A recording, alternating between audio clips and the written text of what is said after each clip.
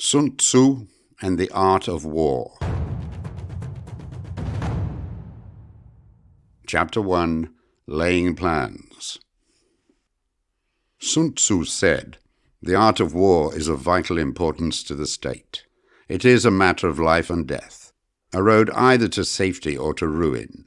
Hence it is a subject of inquiry which can on no account be neglected." The art of war, then, is governed by 5 constant factors to be taken into account in one's deliberations when seeking to determine the conditions obtaining in the field. These are: 1. The moral law. 2. Heaven. 3. Earth. 4.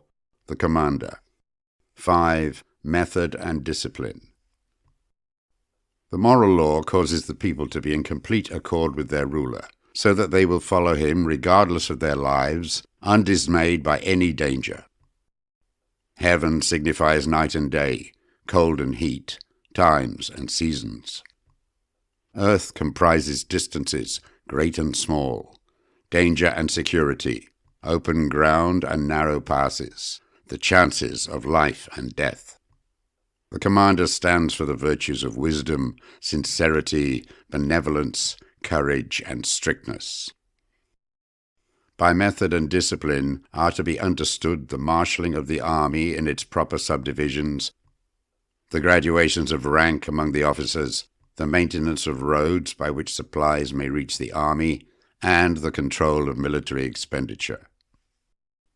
These 5 heads should be familiar to every general. He who knows them will be victorious.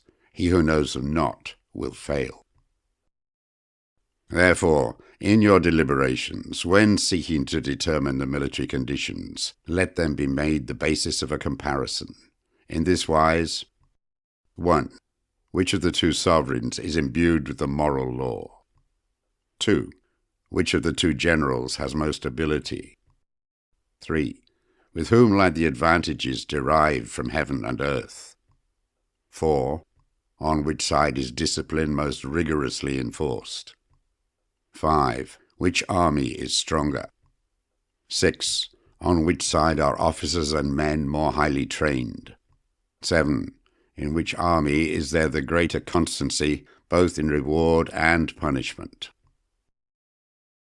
By means of these 7 considerations, I can forecast victory or defeat. The general that hearkens to my counsel and acts upon it will conquer. Let such a one be retained in command. The general that hearkens not to my counsel, nor acts upon it, will suffer defeat. Let such a one be dismissed. While heeding the profit of my counsel, avail yourselves also of any helpful circumstances over and beyond the ordinary rules. Accordingly, as circumstances are favorable, one should modify one's plans. All warfare is based on deception. Hence, when able to attack, we must seem unable. When using our forces, we must seem inactive. When we are near, we must make the enemy believe we are far away. When far away, we must make him believe we are near. Hold out baits to entice the enemy, feign disorder, and crush him. If he is secure at all points, be prepared for him. If he is in superior strength, evade him. If your opponent is of choleric temper, seek to irritate him. Pretend to be weak, that he may grow arrogant. If he is taking his ease, give him no rest. If his forces are united, separate them. Attack him when he is unprepared. Appear where you are not expected. These military devices leading to victory must not be divulged beforehand. Now, the general who wins a battle makes many calculations in his temple ere the battle is fought. The general who loses a battle makes but few calculations beforehand. Thus do many calculations lead to victory and few calculations to defeat. How much more no calculation at all? It is by attention to this point that I can foresee who is likely to win or lose. Chapter 2. Waging War. Sun Tzu said, In the operations of war, where there are in the field 1,000 swift chariots, as many heavy chariots, and 100,000 mail-clad soldiers, with provisions enough to carry them 1,000 li. The expenditure at home and at the front, including entertainment of guests, small items such as glue and paint, and some spent on chariots and armour, will reach the total of 1,000 ounces of silver per day. Such is the cost of raising an army of 100,000 men. When you engage in actual fighting, if victory is long in coming, then men's weapons will grow dull, and their ardour will be damped. If you lay siege to a town, you will exhaust your strength. Again, if the campaign is protracted, the resources of the state will not be equal to the strain. Now, when your weapons are dulled, your ardour damped, your strength exhausted, and your treasure spent, other chieftains will spring up to take advantage of your extremity. Then no man, however wise, will be able to avert the consequences that must ensue. Thus, though we have heard of stupid haste in war, cleverness has never been seen associated with long delays. There is no instance of a country having benefited from prolonged war. It is only one who is thoroughly acquainted with the evils of war that can thoroughly understand the profitable way of carrying it on. The skilful soldier does not raise a second levy, neither are his supply wagons loaded more than twice. Bring war material with you from home, but forage on the enemy. Thus the army will have food enough for its needs. Poverty of the state exchequer causes an army to be maintained by contributions from a distance. Contributing to maintain an army at a distance causes the people to be impoverished. On the other hand, the proximity of an army causes prices to go up, and high prices cause the people's substance to be drained away. When their substance is drained away, the peasantry will be afflicted by heavy exactions. With this loss of substance and exhaustion of strength, the homes of the people will be stripped bare, and 3/10 of their income will be dissipated, while government expenses for broken chariots, worn-out horses, breastplates and helmets, bows and arrows, spears and shields, protective mantles, draft oxen and heavy wagons will amount to 4/10 of its total revenue. Hence a wise general makes a point of foraging on the enemy. 1 cartload of the enemy's provisions is equivalent to 20 of one's own, and likewise a single pickle from his provender is equal to 20 from one's own store. Now, in order to kill the enemy, our men must be roused to anger. That there may be advantage from defeating the enemy, they must have their rewards. Therefore, in chariot fighting, when 10 or more chariots have been taken, those should be rewarded who took the first. Our own flags should be substituted for those of the enemy, and the chariots mingled and used in conjunction with our own. The captured soldiers should be kindly treated and kept. This is called using the conquered foe to augment one's own strength. In war, then, let your great object be victory, not lengthy campaigns. Thus it may be known that the leader of armies is the arbiter of the people's fate, the man on whom it depends whether the nation shall be in peace or in peril. Chapter 3. Attack by Stratagem. Sun Tzu said, "In the practical art of war, the best thing of all is to take the enemy's country whole and intact. To shatter and destroy it is not so good. So too, it is better to recapture an army entire than to destroy it, to capture a regiment, a detachment, or a company entire than to destroy them. Hence, to fight and conquer in all your battles is not supreme excellence. Supreme excellence consists in breaking the enemy's resistance without fighting." Thus, the highest form of generalship is to balk the enemy's plans. The next best is to prevent the junction of the enemy's forces. The next in order is to attack the enemy's army in the field, and the worst policy of all is to besiege walled cities. The rule is not to besiege walled cities if it can possibly be avoided. The preparation of mantlets, movable shelters, and various implements of war will take up 3 whole months, and the piling up of mounds over against the walls will take 3 months more. The general, unable to control his irritation, will launch his men to the assault like swarming ants, with the result that 1/3 of his men are slain, while the town still remains untaken. Such are the disastrous effects of a siege. Therefore, the skilled leader subdues the enemy's troops without any fighting. He captures their cities without laying siege to them. He overthrows their kingdom without lengthy operations in the field. With his forces intact, he will dispute the mastery of the empire, and thus, without losing a man, his triumph will be complete. This is the method of attacking by stratagem. It is the rule in war, if our forces are 10 to the enemy's 1, to surround him; if 5 to 1, to attack him; if twice as numerous, to divide our army into 2. If equally matched, we can offer battle; if slightly inferior in numbers, we can avoid the enemy; if quite unequal in every way, we can flee from him. Hence, though an obstinate fight may be made by a small force, in the end it must be captured by the larger force. Now, the general is the bulwark of the state. If the bulwark is complete at all points, the state will be strong. If the bulwark is defective, the state will be weak. There are 3 ways in which a ruler can bring misfortune upon his army: by commanding the army to advance or to retreat, being ignorant of the fact that it cannot obey. This is called hobbling the army. By attempting to govern an army in the same way as he administers a kingdom, being ignorant of the conditions which obtain in an army. This causes restlessness in the soldiers' minds. By employing the officers of his army without discrimination, through ignorance of the military principle of adaptation to circumstances. This shakes the confidence of the soldiers.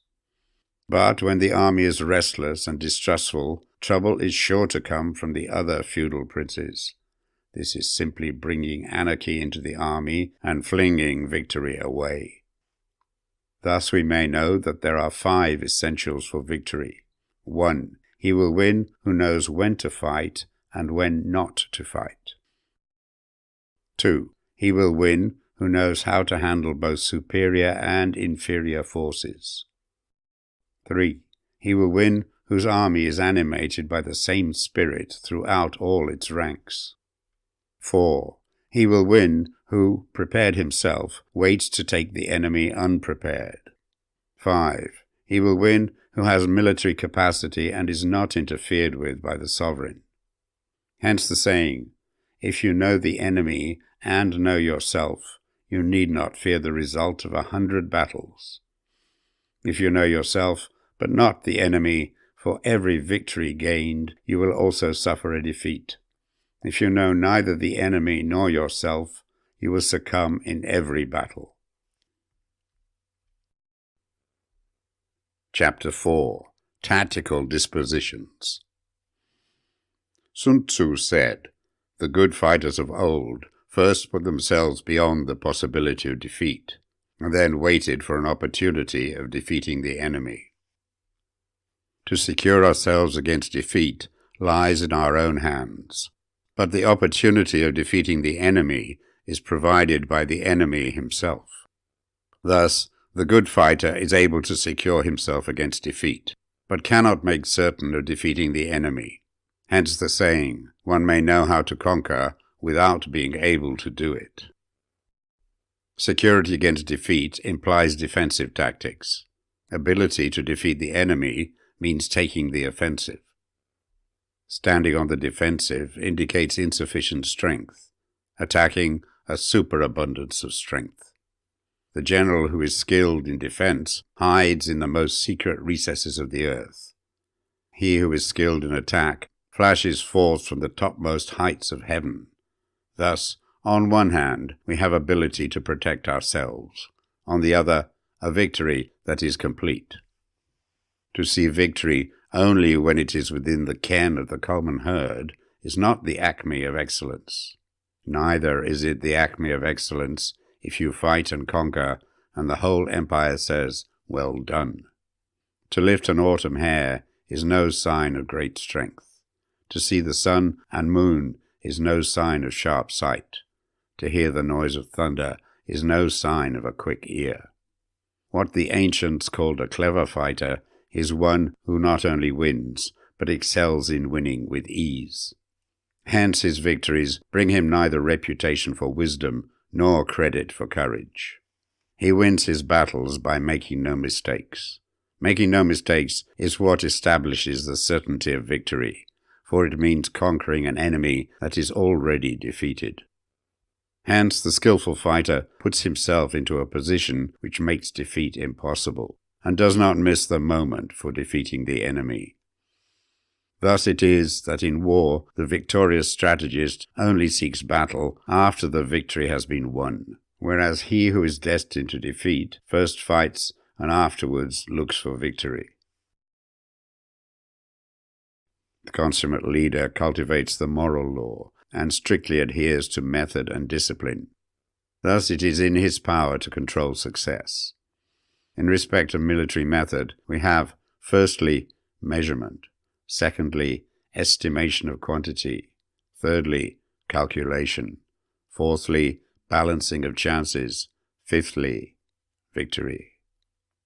Measurement owes its existence to earth, estimation of quantity to measurement, calculation to estimation of quantity, balancing of chances to calculation, and victory to balancing of chances. A victorious army, opposed to a routed one, is as a pound's weight placed in a scale against a single grain. The onrush of a conquering force is like the bursting of pent-up waters into a chasm 1,000 fathoms deep. Chapter 5. Energy. Sun Tzu said, "The control of a large force is the same principle as the control of a few men. It is merely a question of dividing up their numbers." Fighting with a large army under your command is nowise different from fighting with a small one.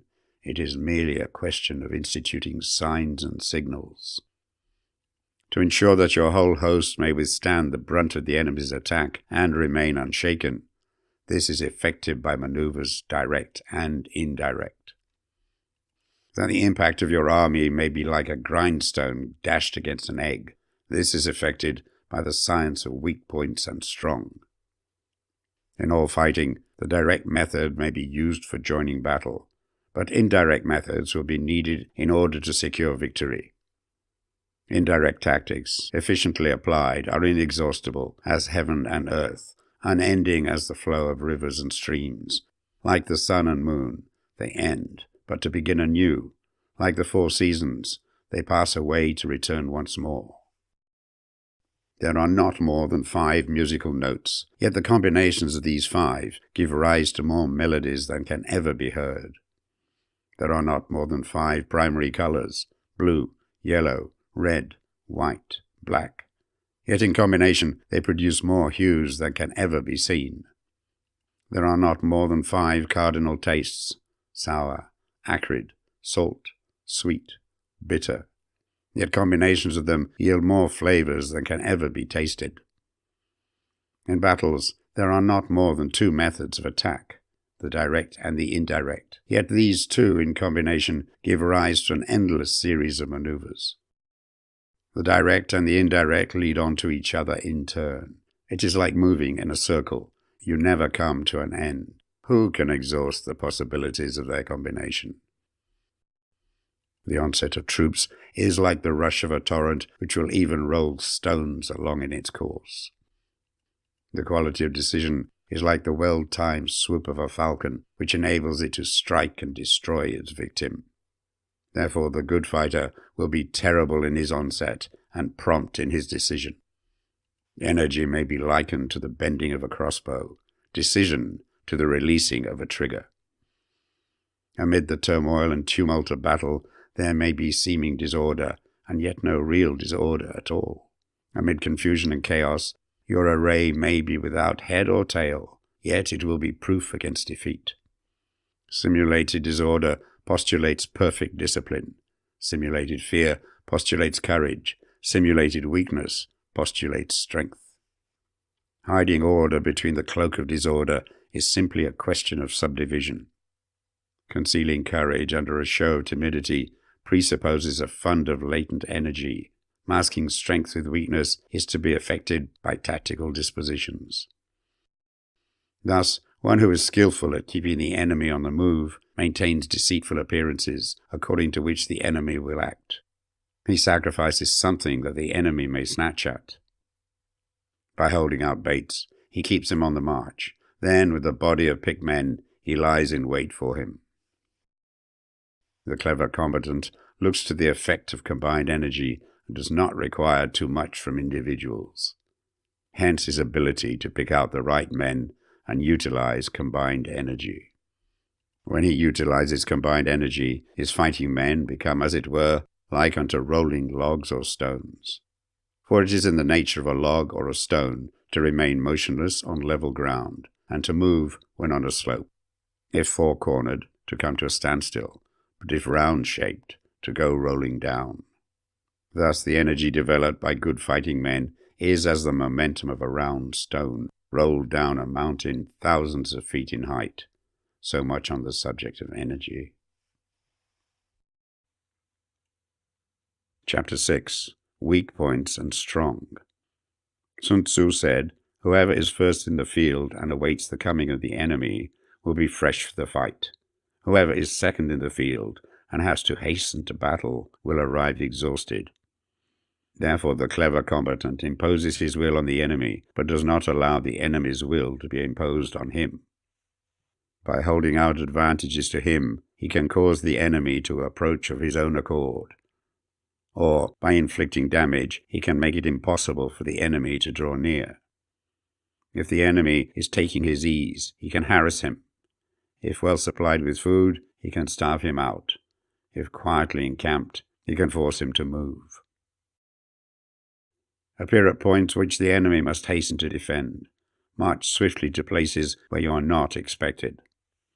An army may march great distances without distress if it marches through country where the enemy is not. You can be sure of succeeding in your attacks if you only attack places which are undefended. You can ensure the safety of your defense if you only hold positions that cannot be attacked. Hence, that general is skillful in attack whose opponent does not know what to defend. And he is skillful in defense whose opponent does not know what to attack. O divine art of subtlety and secrecy, through you we learn to be invisible, through you inaudible, and hence we can hold the enemy's fate in our hands. You may advance and be absolutely irresistible if you make for the enemy's weak points. You may retire and be safe from pursuit if your movements are more rapid than those of the enemy. If we wish to fight, the enemy can be forced to an engagement even though he be sheltered behind a high rampart and a deep ditch. All we need to do is attack some other place that he will be obliged to relieve. If we do not wish to fight, we can prevent the enemy from engaging us even though the lines of our encampment be merely traced out on the ground. All we need to do is to throw something odd and unaccountable in his way. By discovering the enemy's dispositions and remaining invisible ourselves, we can keep our forces concentrated while the enemy's must be divided. We can form a single united body while the enemy must split up into fractions. Hence, there will be a whole pitted against separate parts of a whole, which means that we shall be many to the enemy's few. And if we are able thus to attack an inferior force with a superior one, our opponents will be in dire straits. The spot where we intend to fight must not be made known, for then the enemy will have to prepare against a possible attack at several different points, and his forces being thus distributed in many directions, the numbers we shall have to face at any given point will be proportionately few. For should the enemy strengthen his van, he will weaken his rear. Should he strengthen his rear, he will weaken his van. Should he strengthen his left, he will weaken his right. Should he strengthen his right, he will weaken his left. If he sends reinforcements everywhere, he will everywhere be weak. Numerical weakness comes from having to prepare against possible attacks. Numerical strength from compelling our adversary to make these preparations against us. Knowing the place and the time of the coming battle, we may concentrate from the greatest distances in order to fight. But if neither time nor place be known, then the left wing will be impotent to succor the right equally impotent to succor the left, the van unable to relieve the rear, or the rear to support the van. How much more so if the furthest portions of the army are anything under 100 li apart, and even the nearest are separated by several li. Though according to my estimate the soldiers of Wei exceeded our own in number, that shall advantage them nothing in the matter of victory. I say then that victory can be achieved. Though the enemy be stronger in numbers, we may prevent him from fighting. Scheme so as to discover his plans and the likelihood of their success. Rouse him and learn the principle of his activity or inactivity. Force him to reveal himself so as to find out his vulnerable spots. Carefully compare the opposing army with your own, so that you may know where strength is superabundant and where it is deficient. In making tactical dispositions, the highest pitch you can attain is to conceal them. Conceal your dispositions, and you will be safe from the prying of the subtlest spies, from the machinations of the wisest brains. How victory may be produced for them out of the enemy's own tactics, that is what the multitude cannot comprehend. All men can see the tactics whereby I conquer, but what none can see is the strategy out of which victory is evolved. Do not repeat the tactics which have gained you one victory, but let your methods be regulated by the infinite variety of circumstances. Military tactics are like unto water, for water in its natural course runs away from high places and hastens downwards. So in war, the way is to avoid what is strong and to strike at what is weak. Water shapes its course according to the nature of the ground over which it flows. The soldier works out his victory in relation to the foe whom he is facing. Therefore, just as water retains no constant shape, so in warfare there are no constant conditions. He who can modify his tactics in relation to his opponent and thereby succeed in winning may be called a heaven-born captain. The 5 elements, water, fire, wood, metal, earth, are not always equally predominant. The 4 seasons make way for each other in turn. There are short days and long. The moon has its periods of waning and waxing. Chapter 7. Maneuvering. Sun Tzu said, "In war, the general receives his commands from the sovereign.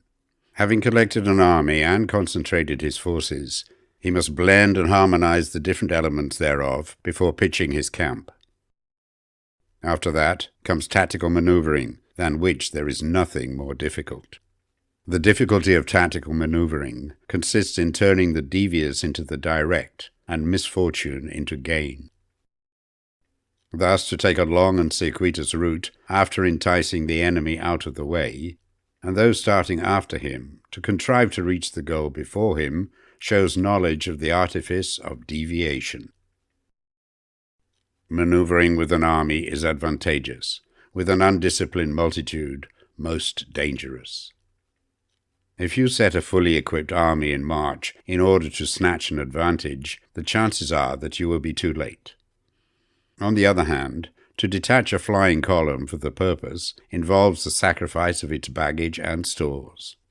Thus, if you order your men to roll up their buff coats and make forced marches without halting day or night, covering double the usual distance at a stretch, doing 100 li in order to wrest an advantage, the leaders of all your 3 divisions will fall into the hands of the enemy.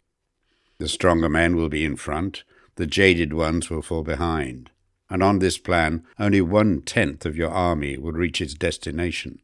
If you march 50 li in order to outmaneuver the enemy, you will lose the leader of your first division, and only half your force will reach the goal.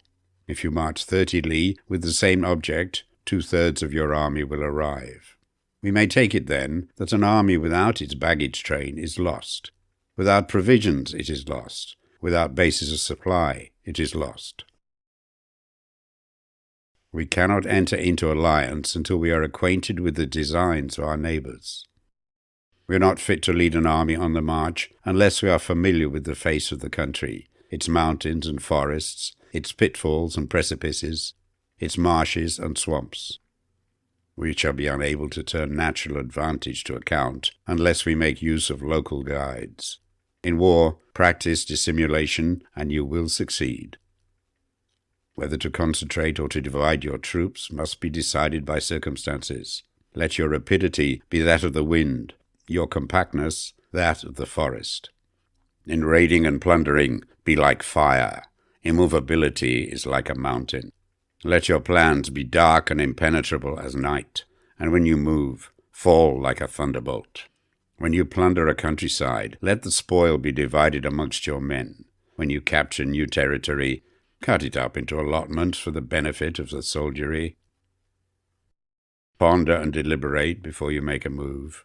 He will conquer who has learned the artifice of deviation. Such is the art of maneuvering. The Book of Army Management says, on the field of battle, the spoken word does not carry far enough. Hence the institution of gongs and drums. Nor can ordinary objects be seen clearly enough. Hence the institution of banners and flags. Gongs and drums, banners and flags are means whereby the ears and eyes of the host may be focused on one particular point. The host thus forming a single united body, it is impossible either for the brave to advance alone or for the cowardly to retreat alone. This is the art of handling large masses of men. In night fighting, then, make much use of signal fires and drums, and in fighting by day of flags and banners, as a means of influencing the ears and eyes of your army. The whole army may be robbed of its spirit. A commander-in-chief may be robbed of his presence of mind. Now, a soldier's spirit is keenest in the morning. By noonday it has begun to flag, and in the evening his mind is bent only on returning to camp. A clever general, therefore, avoids an army when the spirit is keen, but attacks it when it is sluggish and inclined to return. This is the art of studying moods. Disciplined and calm, to await the appearance of disorder and hubbub amongst the enemy. This is the art of retaining self-possession.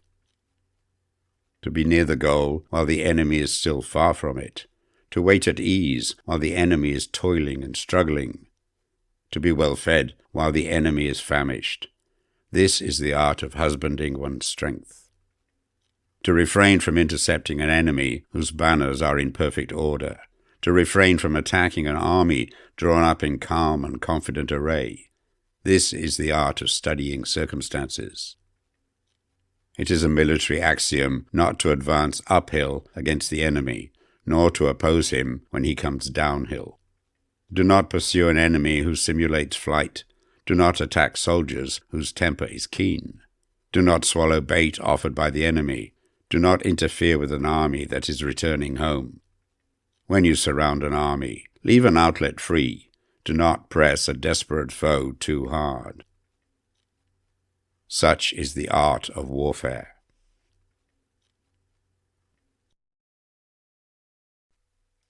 Chapter 8. Variation in Tactics. Sun Tzu said, in war, the general receives his commands from the sovereign, collects his army, and concentrates his forces. When in difficult country, do not encamp. In country where high roads intersect, join hands with your allies. Do not linger in dangerously isolated positions. In hemmed-in situations, you must resort to stratagem. In desperate position, you must fight. There are roads which must not be followed, armies which must not be attacked, towns which must be besieged, positions which must not be contested, commands of the sovereign which must not be obeyed. The general who thoroughly understands the advantages that accompany variation of tactics knows how to handle his troops. The general who does not understand these may be well acquainted with the configuration of the country, yet he will not be able to turn his knowledge to practical account. So, the student of war who is unversed in the art of war of varying his plans, even though he be acquainted with the 5 advantages, will fail to make the best use of his men. Hence, in the wise leader's plans, considerations of advantage and of disadvantage will be blended together. If our expectation of advantage be tempered in this way, we may succeed in accomplishing the essential part of our schemes. If, on the other hand, in the midst of difficulties, we are always ready to seize an advantage, we may extricate ourselves from misfortune. Reduce the hostile chiefs by inflicting damage on them, and make trouble for them, and keep them constantly engaged. Hold out specious allurements, and make them rush to any given point. The art of war teaches us to rely not on the likelihood of the enemy's not coming, but on our own readiness to receive him, not on the chance of his not attacking, but rather on the fact that we have made our position unassailable. There are 5 dangerous faults which may affect a general. 1. Recklessness, which leads to destruction. 2. Cowardice, which leads to capture. 3. A hasty temper, which can be provoked by insults. 4. A delicacy of honor, which is sensitive to shame. 5. Over-solicitude for his men, which exposes him to worry and trouble. These are the 5 besetting sins of a general, ruinous to the conduct of war. When an army is overthrown and its leader slain, the cause will surely be found among these 5 dangerous faults. Let them be subject of meditation. Chapter 9. The Army on the March. Sun Tzu said, "We come now to the question of encamping the army and observing signs of the enemy. Pass quickly over mountains and keep in the neighborhood of valleys. Camp in high places, facing the sun. Do not climb heights in order to fight.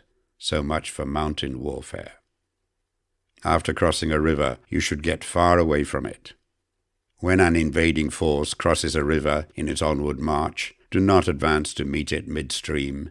It will be best to let half the army get across and then deliver your attack. If you are anxious to fight, you should not go to meet the invader near a river which he has to cross. Moor your craft higher up than the enemy and facing the sun. Do not move upstream to meet the enemy. So much for river warfare. In crossing salt marshes, your sole concern should be to get over them quickly without any delay. If forced to fight in a salt marsh, you should have water and grass near you and get your back to a clump of trees. So much for operations in salt marshes. In dry, level country, take up an easily accessible position with rising ground to your right and on your rear, so that the danger may be in front and safety lie behind. So much for campaigning in flat country. These are 4 useful branches of military knowledge which enabled the Yellow Emperor to vanquish 4 several sovereigns. All armies prefer high ground to low and sunny places to dark. If you are careful with your men and camp on hard ground, the army will be free from disease of every kind, and this will spell victory. When you come to a hill or a bank, occupy the sunny side, with the slope on your right rear. Thus, you will at once act for the benefit of your soldiers and utilize the natural advantages of the ground. When, in consequence of heavy rains up country, a river which you wish to ford is swollen and flecked with foam, you must wait till it subsides. Country in which there are precipitous cliffs with torrents running between, deep natural hollows, confined places, tangled thickets, quagmires and crevices, should be left with all possible speed and not approached. While we keep away from such places, we should get the enemy to approach them. While we face them, we should let the enemy have them on its rear. If in the neighborhood of your camp there should be any hilly country, Ponds surrounded by aquatic grass, hollow basins filled with reeds, or woods with thick undergrowth, they must be carefully routed out and searched. For these are places where men in ambush or insidious spies are likely to be lurking. When the enemy is close at hand and remains quiet, he is relying on the natural strength of his position. When he keeps aloof and tries to provoke a battle, he is anxious for the other side to advance. If his place of encampment is easy of access, he is tendering a bait. Movement amongst the trees of a forest shows that the enemy is advancing. The appearance of a number of screens in the midst of thick grass means that the enemy wants to make us suspicious. The rising of birds in their flight is the sign of an ambuscade. Startled beasts indicate that a sudden attack is coming. When there is dust rising in a high column, it is the sign of chariots advancing. When the dust is low, but spread over a wide area, it betokens the approach of infantry. When it branches out in different directions, it shows that parties have been sent to collect firewood. A few clouds of dust moving to and fro signify that the army is encamping. Humble words and increased preparations are signs that the enemy is about to advance. Violent language and driving forward as if to attack are signs that he will retreat. When the light chariots come out first and take up a position on the wings, it is a sign that the enemy is forming for battle. Peace proposals, unaccompanied by a sworn covenant, indicate a plot. When there is much running about and the soldiers fall into rank, it means that the critical moment has come. When some are seen advancing and some retreating, it is a lure. When the soldiers stand leaning on their spears, they are faint from want of food. If those who are sent to draw water begin by drinking themselves, the army is suffering from thirst. If the enemy sees an advantage to be gained and makes no effort to secure it, the soldiers are exhausted. If birds gather on any spot, it is unoccupied. Clamour by night betokens nervousness. If there is a disturbance in the camp, the general's authority is weak. If the banners and flags are shifted about, sedition is afoot. If the officers are angry, it means the men are weary. When an army feeds its horses with grain and kills its cattle for food, and when the men do not hang their cooking pots over the campfires, showing that they will not return to their tents, you may know that they are determined to fight to the death. The sign of men whispering together in small knots or speaking in subdued tones points to disaffection amongst the rank and file. Too frequent rewards signify that the enemy is at the end of his resources. Too many punishments betray a condition of dire distress. To begin by bluster, but afterwards to take fright at the enemy's numbers, shows a supreme lack of intelligence. When envoys are sent with compliments in their mouths, it is a sign that the enemy wishes for a truce. If the enemy's troops march up angrily and remain facing ours for a long time without either joining battle or taking themselves off again, the situation is one that demands great vigilance and circumspection. If our troops are no more in numbers than the enemy, that is amply sufficient. It only means that no direct attack can be made. What we can do is simply to concentrate all our available strength, keep a close watch on the enemy, and obtain reinforcements. He who exercises no forethought but makes light of his opponents is sure to be captured by them. If soldiers are punished before they have grown attached to you, they will not prove submissive, and, unless submissive, then will be practically useless. If, when soldiers have become attached to you, punishments are not enforced, they will still be useless. Therefore, soldiers must be treated in the first instance with humanity, but kept under control by means of iron discipline. This is a certain road to victory. If in training soldiers commands are habitually enforced, the army will be well disciplined. If not, its discipline will be bad. If a general shows confidence in his men, but always insists on his orders being obeyed, the gain will be mutual. Chapter 10. Terrain. Sun Tzu said, we may distinguish 6 kinds of terrain, to wit: 1. Accessible ground. 2. Entangling ground. 3. Temporizing ground. 4. Narrow passes. 5. Precipitous heights. 6. Positions at a great distance from the enemy. Ground which can be freely traversed by both sides is called accessible. With regard to ground of this nature, be before the enemy in occupying the raised and sunny spots, and carefully guard your line of supplies. Then you will be able to fight with advantage. Ground which can be abandoned but is hard to reoccupy is called entangling. From a position of this sort, if the enemy is unprepared, you may sally forth and defeat him. But if the enemy is prepared for your coming, and you fail to defeat him, then, return being impossible, disasters will ensue.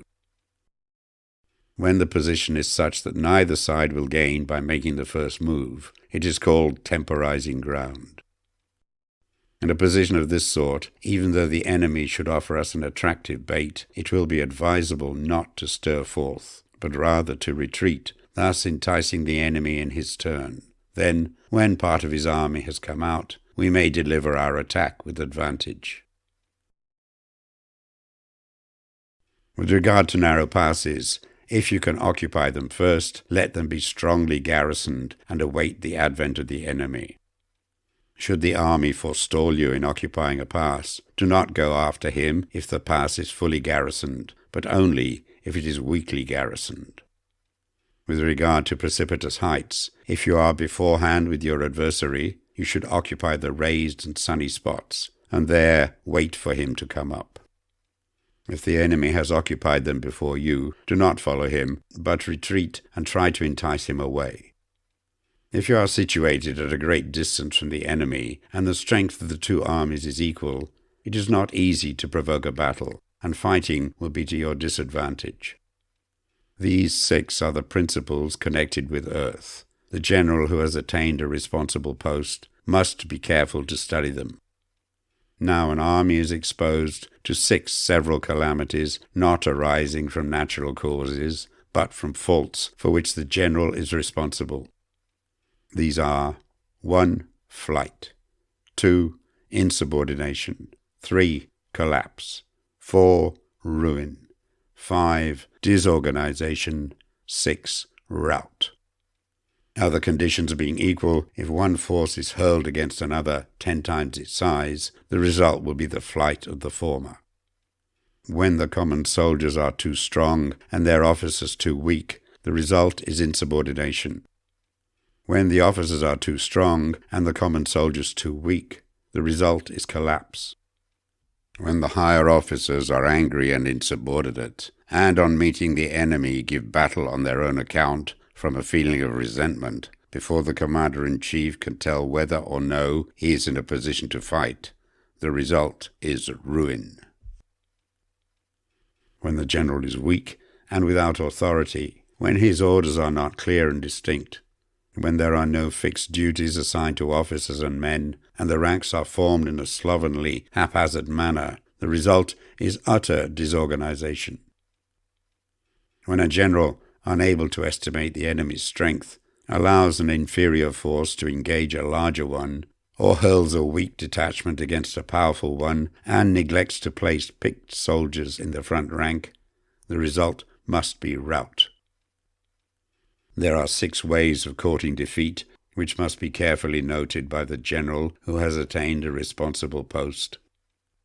The natural formation of the country is the soldier's best ally, but a power of estimating the adversary, of controlling the forces of victory, and of shrewdly calculating difficulties, dangers, and distances constitutes the test of a great general.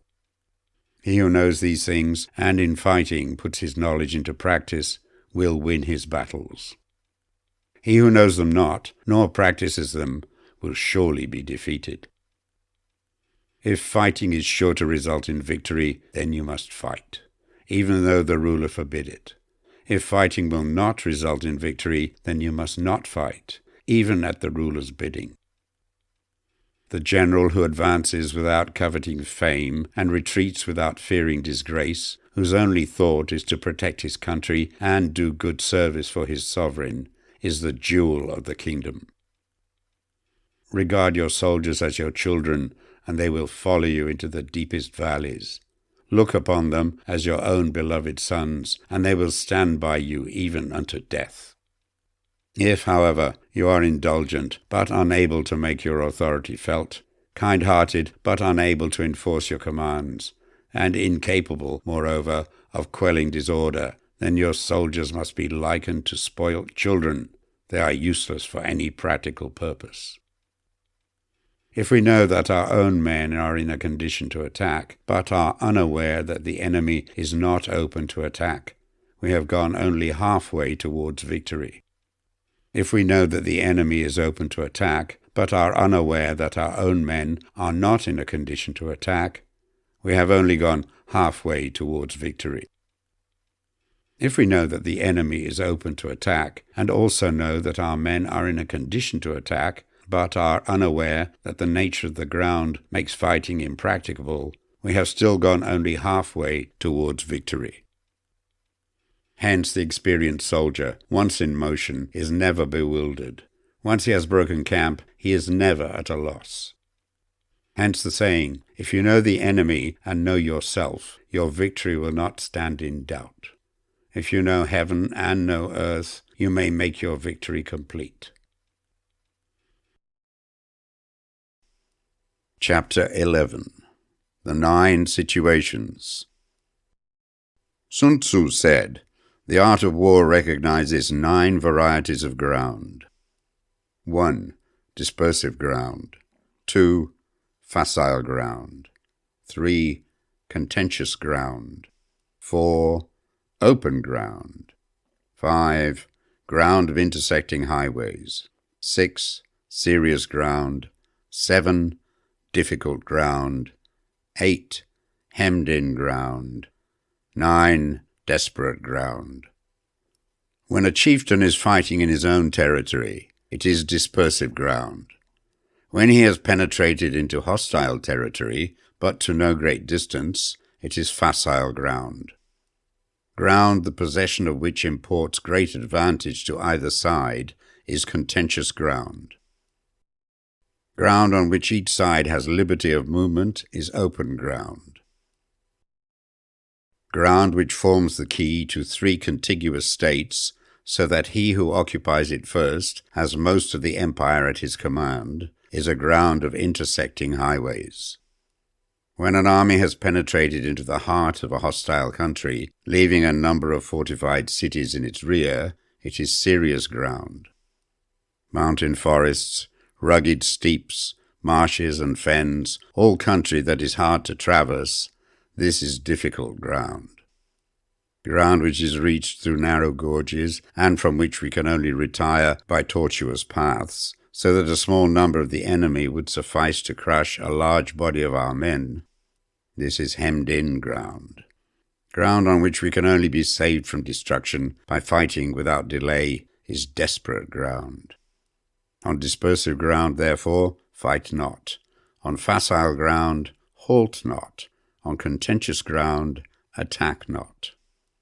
On open ground, do not try to block the enemy's way.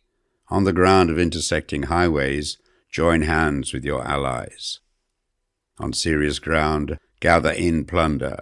In difficult ground, keep steadily on the march. On hemmed-in ground, resort to stratagem. On desperate ground, fight. Those who were called skillful leaders of old knew how to drive a wedge between the enemy's front and rear, to prevent cooperation between his large and small divisions, to hinder the good troops from rescuing the bad, the officers from rallying their men. When the enemy's men were united, they managed to keep them in disorder. When it was to their advantage, they made a forward move. When otherwise, they stopped still. If asked how to cope with a great host of the enemy in orderly array and on the point of marching to the attack, I should say, begin by seizing something which your opponent holds dear. Then he will be amenable to your will. Rapidity is the essence of war. Take advantage of the enemy's unreadiness. Make your way by unexpected routes, and attack unguarded spots. The following are the principles to be observed by an invading force. The further you penetrate into a country, the greater will be the solidarity of your troops, and thus the defenders will not prevail against you. Make forays in fertile country in order to supply your army with food. Carefully study the well-being of your men and do not overtax them. Concentrate your energy and hoard your strength. Keep your army continually on the move and devise unfathomable plans. Throw your soldiers into positions whence there is no escape, and they will prefer death to flight. If they will face death, there is nothing they may not achieve. Officers and men alike will put forward their uttermost strength. Soldiers, when in desperate straits, lose the sense of fear. If there is no place of refuge, they will stand firm. If they are in hostile country, they will show a stubborn front. If there is no help for it, they will fight hard. Thus, without waiting to be marshalled, the soldiers will be constantly on the qui-vive, without waiting to be asked.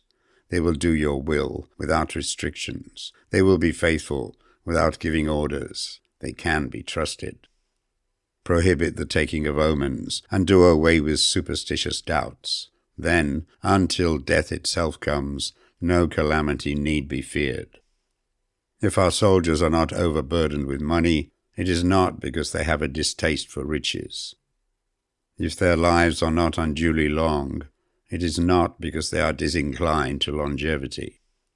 On the day they are ordered out to battle, your soldiers may weep, those sitting up bedewing their garments, and those lying down letting the tears run down their cheeks.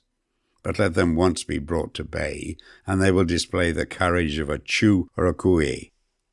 The skillful tactician may be likened to the shuaijian. Now the shuaijian is a snake that is found in the Jiong Mountains. Strike at its head, and you will be attacked by its tail. Strike at its tail, and you will be attacked by its head. Strike at its middle, and you will be attacked by the head and tail, both. Asked if an army can be made to imitate the shuaijian, I should answer yes. For the men of Wu and the men of Yue are enemies. Yet if they are crossing a river in the same boat and are caught by a storm, they will come to each other's assistance, just as the left hand helps the right. Hence it is not enough to put one's trust in the tethering of horses and the burying of chariot wheels in the ground.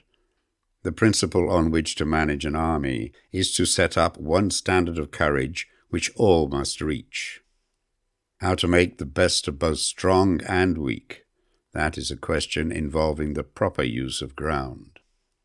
Thus, the skillful general conducts his army just as though he were leading a single man, willy-nilly, by the hand. It is the business of a general to be quiet and thus ensure secrecy, upright and just, and thus maintain order. He must be able to mystify his officers and men by false reports and appearances, and thus keep them in total ignorance. By altering his arrangements and changing his plans, he keeps the enemy without definite knowledge. By shifting his camp and taking circuitous routes, he prevents the enemy from anticipating his purpose. At the critical moment, the leader of an army acts like one who has climbed up a height and then kicks away the ladder behind him. He carries his men deep into hostile territory before he shows his hand. He burns his boats and breaks his cooking pots. Like a shepherd driving a flock of sheep, he drives his men this way and that, and nothing knows whither he is going. To muster his host and bring it into danger, this may be termed the business of the general. The different measures suited to the 9 varieties of ground, the expediency of aggressive or defensive tactics, and the fundamental laws of human nature, these are things that must most certainly be studied. When invading hostile territory, the general principle is that penetrating deeply brings cohesion. Penetrating but a short way means dispersion. When you leave your own country behind and take your army across neighborhood territory, you find yourself on critical ground. Where there are means of communication on all four sides, the ground is one of intersecting highways. When you penetrate deeply into a country, it is serious ground. When you penetrate but a little way, it is facile ground. When you have your enemy's strongholds on your rear and narrow passes in front, it is hemmed-in ground. When there is no place of refuge at all, it is desperate ground. Therefore, on dispersive ground, I would inspire my men with unity of purpose. On facile ground, I would see that there is close connection between all parts of my army. On contentious ground, I would hurry up my rear. On open ground, I would keep a vigilant eye on my defenses. On ground of intersecting highways, I would consolidate my alliances. On serious ground, I would try to ensure a continuous stream of supplies. On difficult ground, I would keep pushing on along the road. On hemmed-in ground, I would block any way of retreat. On desperate ground, I would proclaim to my soldiers the hopelessness of saving their lives. For it is the soldier's disposition to offer an obstinate resistance when surrounded, to fight hard when he cannot help himself, and to obey promptly when he has fallen into danger. We cannot enter into alliance with the neighboring princes until we are acquainted with their designs. We are not fit to lead an army on the march unless we are familiar with the face of the country, its mountains and forests, its pitfalls and precipices, its marshes and swamps. We shall be unable to turn natural advantages to account unless we make use of local guides. To be ignored of any one of the following 4 or 5 principles does not befit a warlike prince. When a warlike prince attacks a powerful state, his generalship shows itself in preventing the concentration of the enemy's forces. He overawes his opponents, and their allies are prevented from joining against him. Hence he does not strive to ally himself with all and sundry, nor does he foster the power of other states. He carries out his own secret designs, keeping his antagonists in awe. Thus he is able to capture their cities and overthrow their kingdoms. Bestow rewards without regard to rule. Issue orders without regard to previous arrangements, and you will be able to handle a whole army as though you had to do it with but a single man. Confront your soldiers with the deed itself. Never let them know your design. When the outlook is bright, bring it before their eyes, but tell them nothing when the situation is gloomy. Place your army in deadly peril, and it will survive.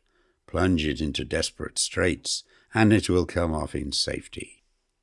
For it is precisely when a force has fallen into harm's way that it is capable of striking a blow for victory.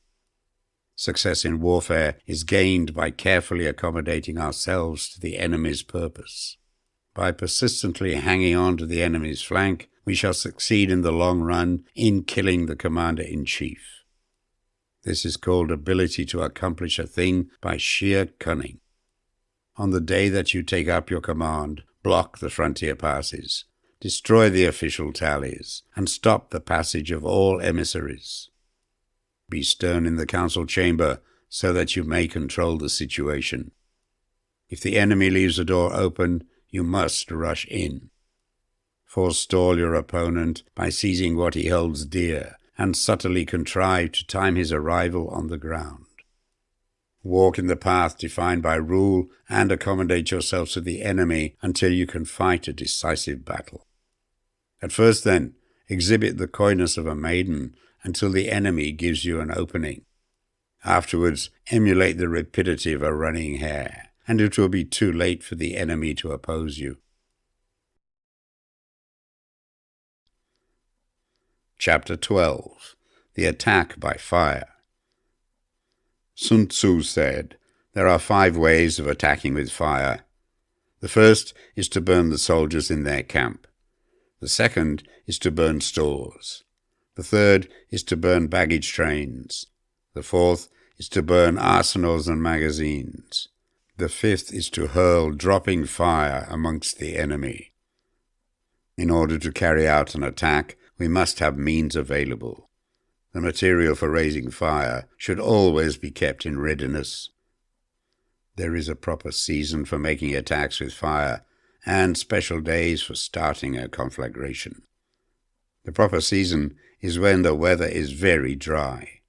The special days are those when the moon is in the constellations of the sieve, the wall, the wing, or the crossbar. For these four are all days of rising wind. In attacking with fire, one should be prepared to meet 5 possible developments. When fire breaks out inside the enemy's camp, respond at once with an attack from without. If there is an outbreak of fire, but the enemy's soldiers remain quiet, bide your time and do not attack.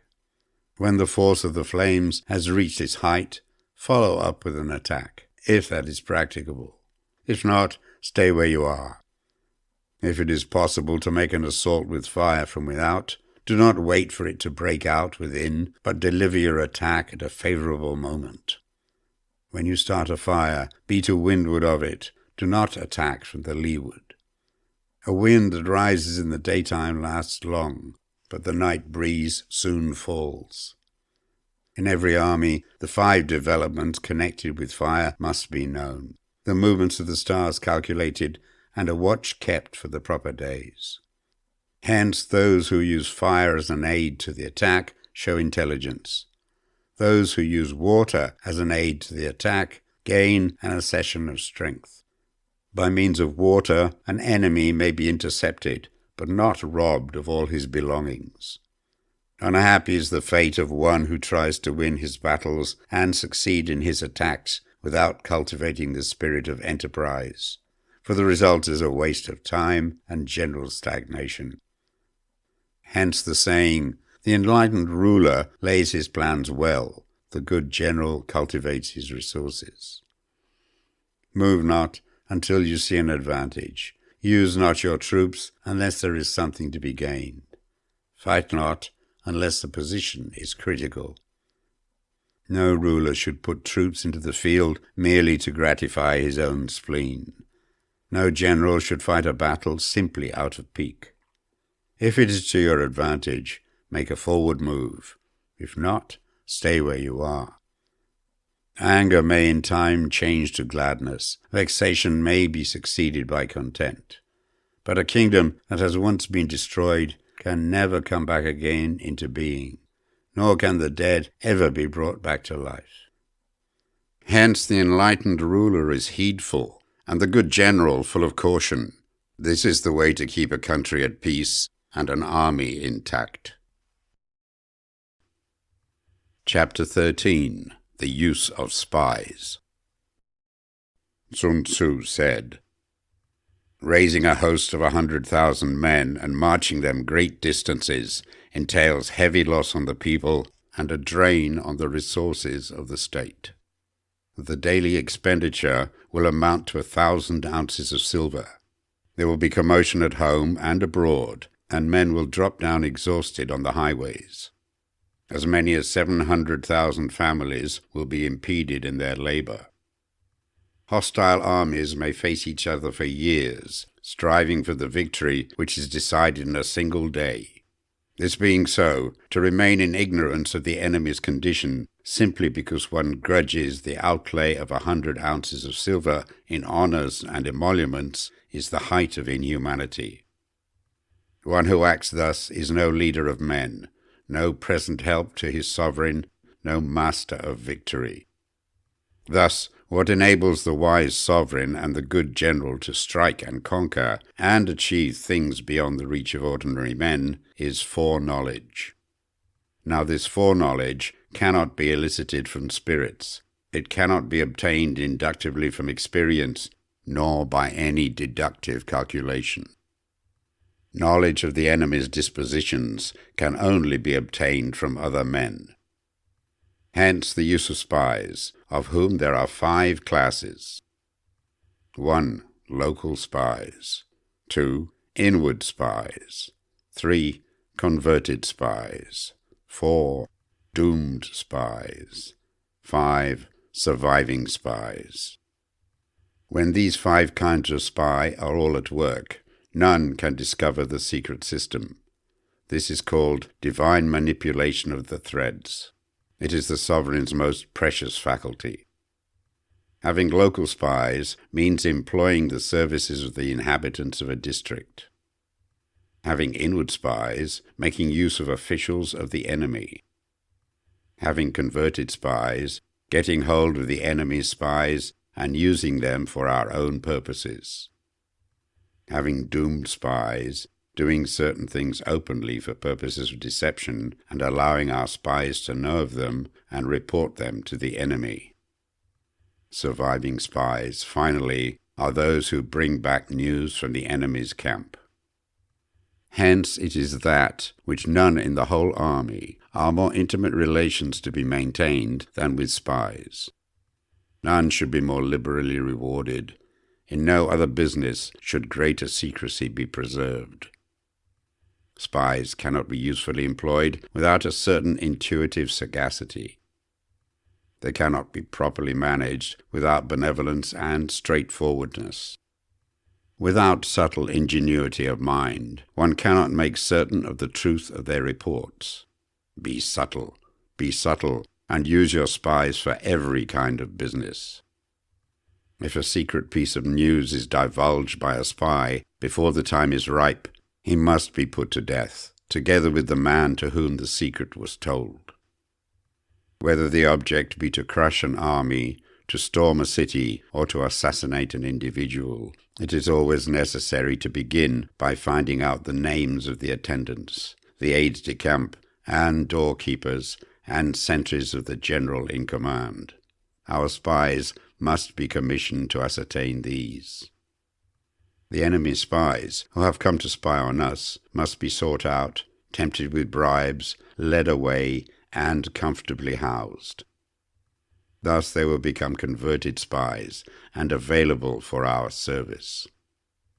It is through the information brought by the converted spy that we are able to acquire and employ local and inward spies. It is owing to his information again that we can cause the doomed spy to carry false tidings to the enemy. Lastly, it is by his information that the surviving spy can be used on appointed occasions. The end and aim of spying, in all its 5 varieties, is knowledge of the enemy, and this knowledge can only be derived in the first instance from the converted spy. Hence it is essential that the converted spy be treated with the utmost liberality. Of old, the rise of the Yin dynasty was due to Ai Chi, who had served under the Hsia. Likewise, the rise of the Zhou dynasty was due to Liu Ya, who had served under the Yin.